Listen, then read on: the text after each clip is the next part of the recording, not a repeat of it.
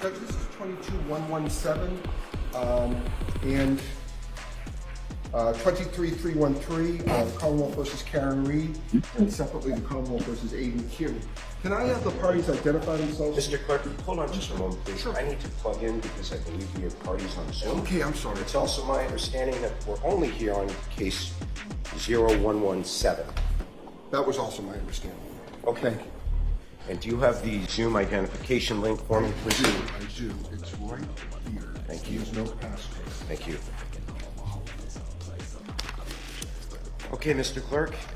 Judge, the thank case you. and identify the parties. 22117, the Commonwealth versus Karen Reed. Can I have counsel identify themselves, starting with the Commonwealth? Good morning, Your Honor. Hank Brennan for the Commonwealth, relative to docket 00117.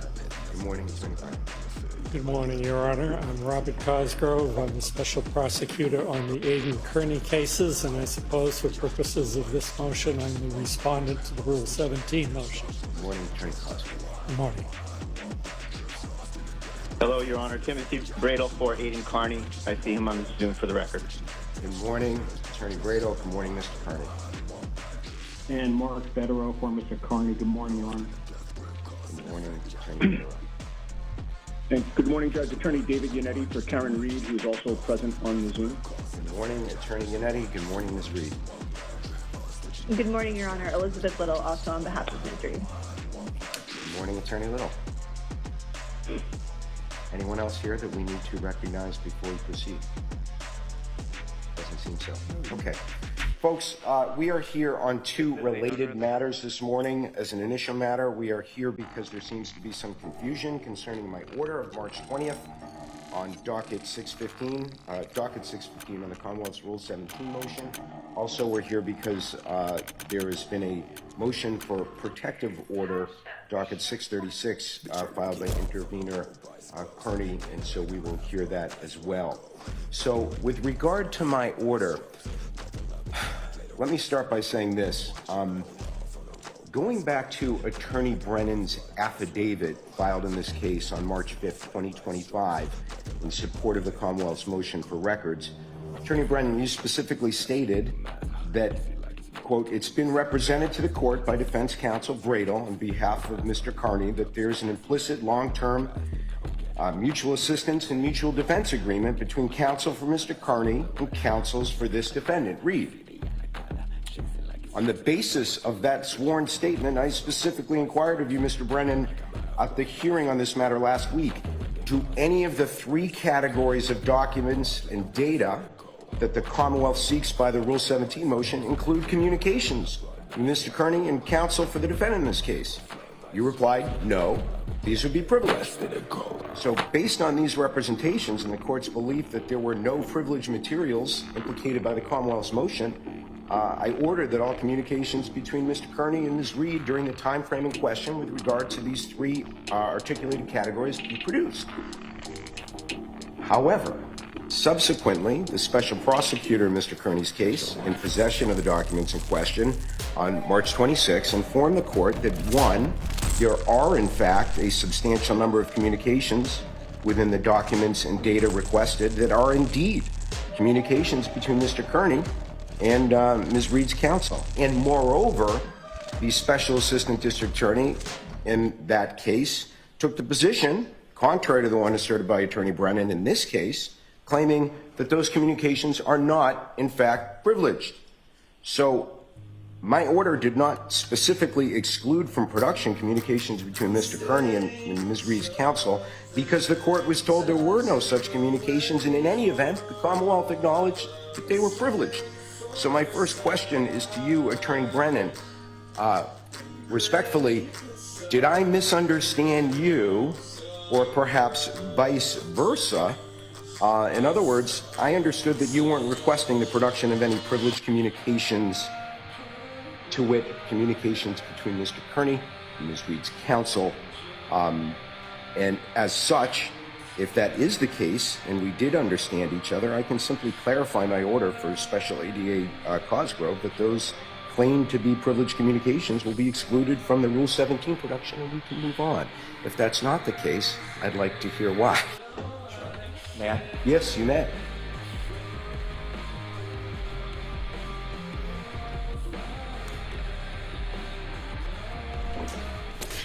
think there are two separate issues regarding privilege. One is whether Mr. Kearney's attorneys, Mr. Betterow and Mr. Brado, have privileged communications, and separately, Ms. Reed's attorneys' communications with Mr. Kearney.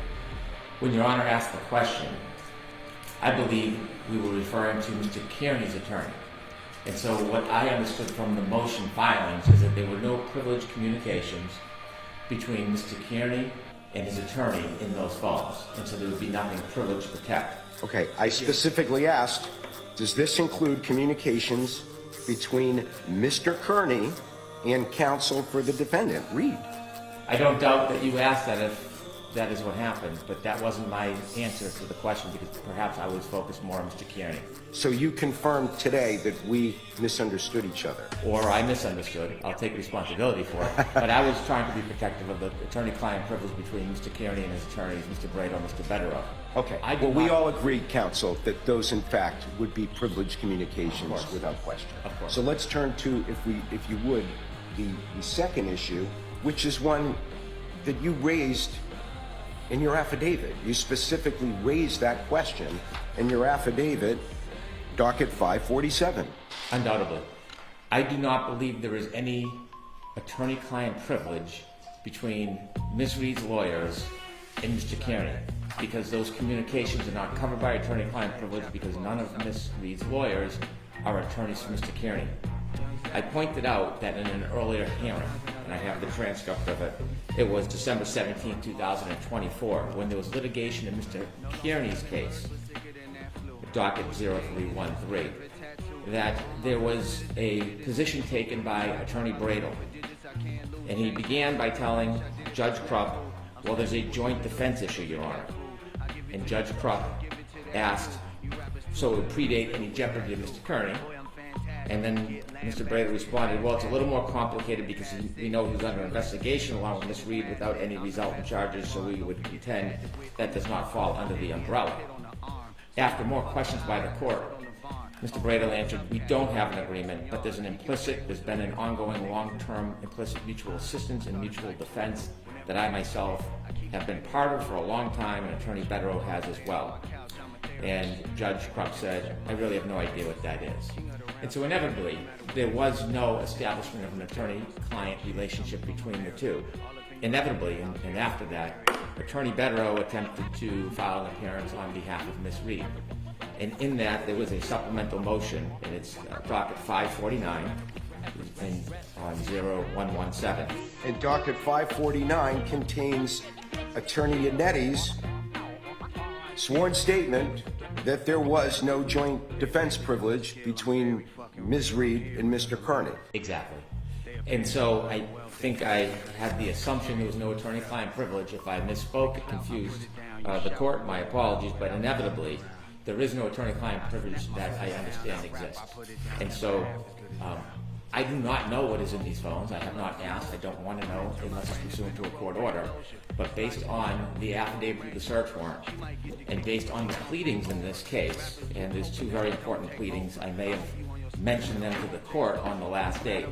But those pleadings, which were filed publicly by the Commonwealth, and it's docket number 53 relative to Mr. Kearney's case 0043, in that pleading, it is set out by the Commonwealth pleading that there is, in fact, information demonstrating that the Reed team provided Mr. Kearney with information, documents, videos.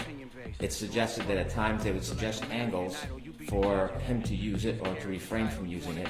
And it provides a number of examples, including an example on 8823 when they're asking for information from Mr. Kearney, so one of the attorneys... Attorney Brennan, I'm going to ask you to pause right there.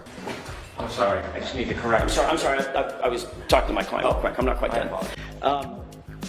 Because I think we've reached a point where I have a threshold issue that may require either a Bishop Franklin protocol or some inquiry into the nature of the privilege that may or may not be asserted by Attorney Brado.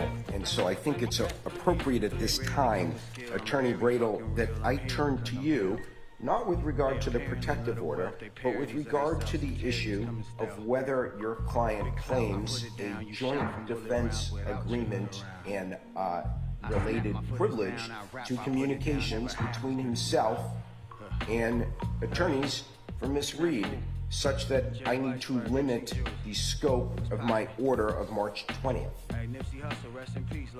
Judge, thank you. We do not assert such a privilege. I said in a much different context a long time ago that we had been sharing information and talking to each other and helping each other. And I said that there was an issue. I didn't say there was a privilege. Okay. So we are not asserting that. There is no formal agreement. There's no formal privilege. I said it was an issue to be looked at the time. That's all I said, Your Honor. And in terms of this, Your Honor's order, I don't even know why we're talking about this, Your Honor. The ostensible purpose of the Commonwealth's request was to attempt to show consciousness of guilt on the part of Ms. Reed. So why would communications to other parties besides Ms. Reed have any relevance? And in fact, in your order, you just say that the only communications that are on the table here, so to speak, are communications between Mr. Carney and Ms. Reed. I'll stop you right Nothing there, about Attorney Bradle, because you lawyers or raised an excellent point, and that point being is that point from the court's perspective is in an age of group texts and other means of communications with multiple recipients at the same time, we certainly have the likelihood of communications between your client and Ms. Reed that may also include members of her defense team. So it is my belief that is what might be at issue, but I will probe further of ADA Cosgrove on that point. I mean, if you ask me, Your Honor, the pleading, the impounded pleading filed by Mr. Cosgrove is completely immaterial. The whole reason for this is consciousness of guilt. So there are we're privy to these extractions. There's absolutely nothing in them that is covered by Your Honor's order. There's no communications between Mr. Carney and Ms. Reed regarding witness intimidation. There are none. So there should be exactly zero documents or texts or emails that should be responsive here. Absolutely zero. And I don't have the thumb drive that Mr. Cosgrove gave to the court ex parte. So I can only imagine what's in that, and we are anticipating a request that you will look at that, to ask you to look at that in camera and see if that complies with your order. It doesn't. It cannot comply with the order. Your order said Carney and Reed, not third parties that may or may not have spoken to Reed, and these are things that are privileged among that team. So this is a can of worms that the court did not open by any stretch. And I think that, Mr. Cosgrove's role here is completely ministerial, Your Honor. And the fact that he's trying to jump outside of your order is incredibly inappropriate, in particular because these two prosecutors are in different positions due to a conflict of interest, an expressed conflict of interest that has been identified and supposedly acted on by District Attorney Michael Morrissey. So their communications need to be limited because there is a conflict. Your Honor limited those communications very appropriately to potential evidence that those two defendants could have communicated in terms of some criminal acts. And we're telling you there's nothing there. We don't expect you to rely on our interpretation, but there is nothing there relative to your order. Thank you, So the fact that this, Attorney Bradle. I'm gonna ask you to pause for a moment, and I'm gonna hear from Special Assistant District Attorney Cosgrove, specifically with regard to this issue. In your communication to the court, you suggested that in your judgment, the production would sweep in a substantial number of communications between Mr. Kearney and Ms. Reed's attorneys. How would those be swept in when the order specifically calls for communications between Mr. Kearney and Ms. Reed? I think the actions of Ms. Reed's attorneys on her behalf are the actions of Ms. Reed. And if one reads the sweep of the communications between Mr. Yannetti and Mr. Kearney, and between Mr. Jackson and Mr. Kearney, and Ms. Reed and Mr. Kearney, one sees a pattern of feeding information to Mr. Kearney. I think that they act together in that respect, Your Honor. Thank you, Attorney Cosgrove. Notwithstanding that position, the court's position is that the order spoke very specifically and very clearly to limit the Rule 17 motion to the production of only communications between Defendant Reed and Kearney and Defendant Kearney concerning those three areas of inquiry. So I am specifically requesting and ordering the Commonwealth in that case to review the documents culled as a result of the Rule 17 motion in my subsequent order, such that the production will only include communications between Kearney and Reed.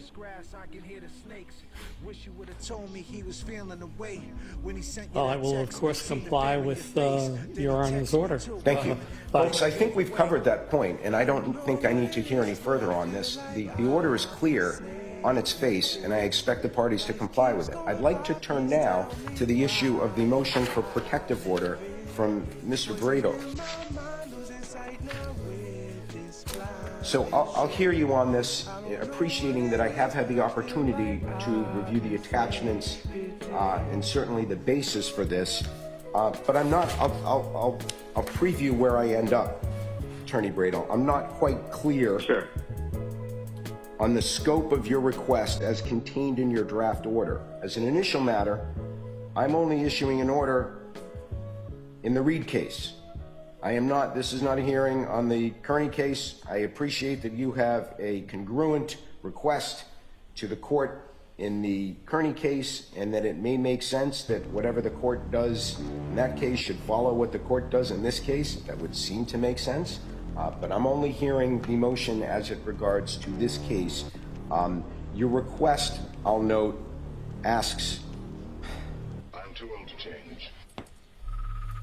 That the court order all prosecutors and police in the above captioned case to maintain the confidentiality of the cell phone data and any other investigative information and or discovery in each case. So I'm not prepared to discuss the entirety of investigative information and all discovery in this case. I am tasked with only addressing Mr. Kearney's specific cell phone data that is the subject of my order of March 20th. But you've specifically requested that the court order that police and prosecutors are ordered to refrain from sharing such information with particular parties identified in Mr. Kearney's affidavit and any other parties not part of the retained prosecution teams of Ms. Reed or Mr. Kearney. Aren't they already under a duty not to share such information with anyone outside the bounds of what you request? They are, Your Honor. Judge Cannone specifically found a substantial risk existed that any further communications about the evidence or the witnesses would jeopardize a fair trial. And she made that specific finding, and she imposed, I believe it's a 4-part gag order on the Reed attorneys. Nonetheless, as shown in my exhibit, Judge, these outside people are receiving information that in no way would the prosecution team ever share outside of anything ethically share anyway, any such information. And there's 3 examples of people who are, out there saying we've gotten this, we've gotten that. And we strongly believe that they are doing so. Just to avoid the slight awkwardness, Judge, of me arguing something that benefits Ms. Reed, I would invite, just for the record, the Reed counsel to join me in this motion, Judge, because of the leaks that are going on, just as a threshold matter, if I may do so, Your Honor. Are you merely asking me to add a belt to Judge Cannoni's suspenders? I think so, Judge, because we need one, and we need one as to the specific information. These three people have repeatedly stated that that they're privy to inside information, and with respect to Mr. Carney's information, but although we strongly contend there's nothing in there that is responsive to Your Honor's order, nothing. To the extent that there's anything that's shared between these two different prosecutors that are on separate islands due to a stated conflict of interest, we want to specifically ensure that as to the discovery that Your Honor's focused on here, that these orders are in place, that there's a specific order. It's sort of another step from Judge Cannoni. She said that, well, the general rules of ethics aren't working here, so I'm making a specific finding. I'm giving you a gag order. Well, guess what? Judge Cannoni's order didn't work either, based on my exhibits A, B, C, and so we're asking for another step to just really put a fine point on it, that these three people must stay away, and a general order as well as part two is my part two. And to the extent that those people have any sort of further expressions of leaks in the media or on the internet, I think that ought to be grounds for a live hearing with sworn testimony about these leaks. Understood. Okay. So that's why I'm asking, Judge. Thank you. Thank you, Attorney Brado. Attorney Little, Attorney Yannetti, do you have anything to add on this point?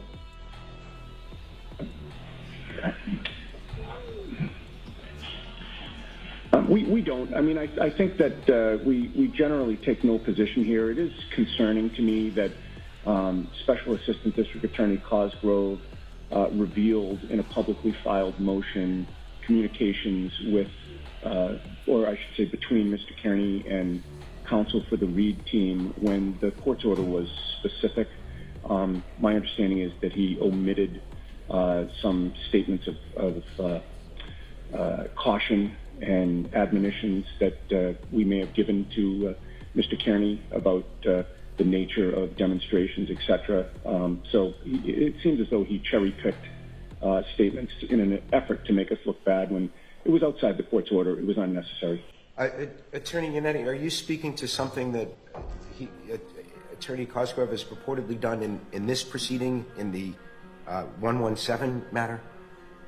No, I believe it's a motion that he filed in his prosecution.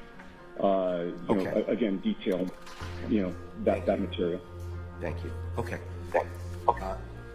Okay, folks, I will take that matter, the motion for protective order, under advisement, and will endeavor to respond to you as soon as practicable on my decision on that. In the interim, ADA Cosgrove, Special ADA Cosgrove, I'd ask you, how soon do you believe the Commonwealth can reproduce the records in question per my order that are called for by the Rule 17 motion? Well, I would say we can probably extract from the thumb drive the conversations with Mr. Yannetti and Mr. Jackson. I may be able to get it done today. I think Monday would probably be a realistic filing date. Thank you. We'll expect something by close of business Monday, and if you encounter any difficulty or challenges in doing that, just please let the court know, and we'll make whatever accommodations we need to make.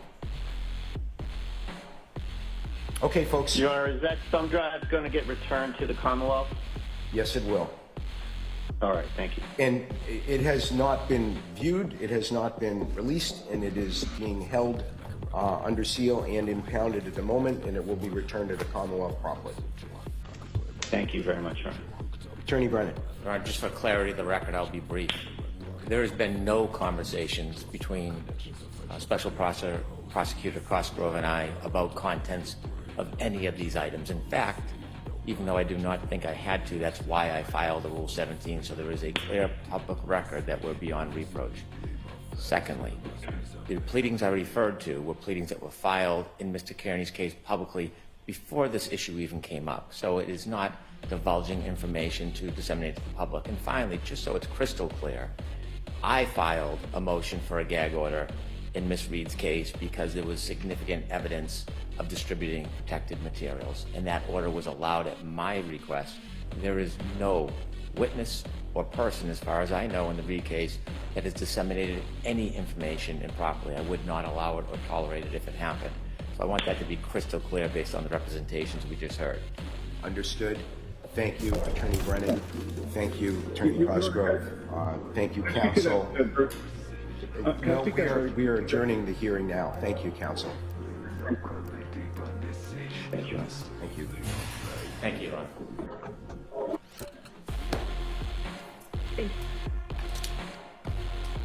Goodbye.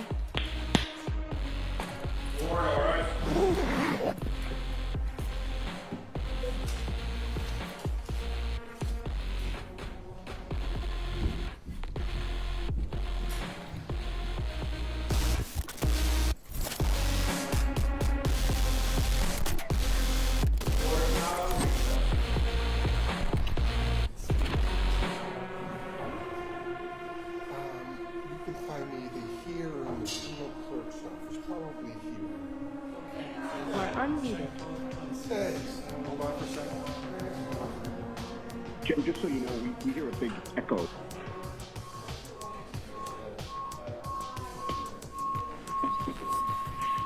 You are muted.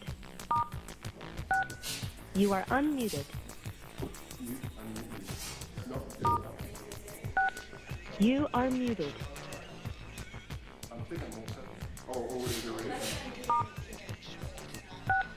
You are unmuted.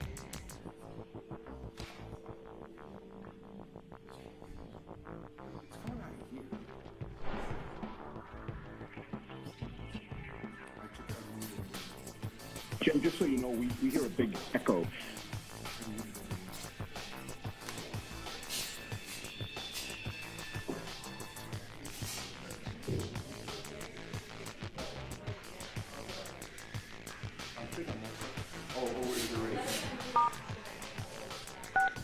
You are unmuted.